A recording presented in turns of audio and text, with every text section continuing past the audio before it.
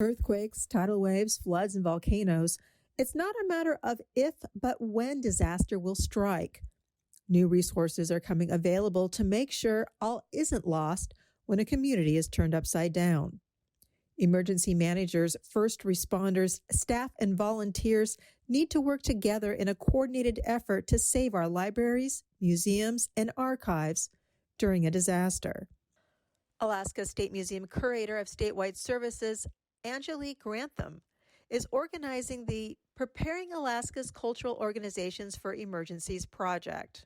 If you don't have a plan in place, disaster strikes and suddenly you have your family photos or even valuable artifacts at a museum that are just disheveled. You don't have a plan in place. That's when panic sets in. The project is looking at building awareness, best practices, and skill sets in people working in cultural institutions across the state.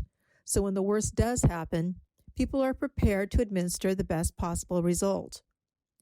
Paper and photographs can become victim of water damage not just from floods and broken pipes. The loss of more than 20 million artifacts at Brazil's National Museum and the high-profile fire at the Cathedral of Notre Dame highlight the damage that can be caused not just by the fire itself, but firefighting activities and smoke.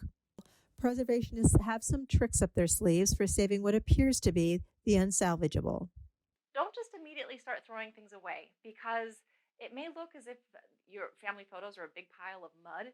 However, there are people who are skilled in repairing these things. Grantham suggests freezing water-soaked photos and paper to stop further damage, then locating a specialist to freeze-dry the treasures to safely remove the water. The first training is scheduled this fall for Juneau, with classes in Anchorage and Fairbanks following that.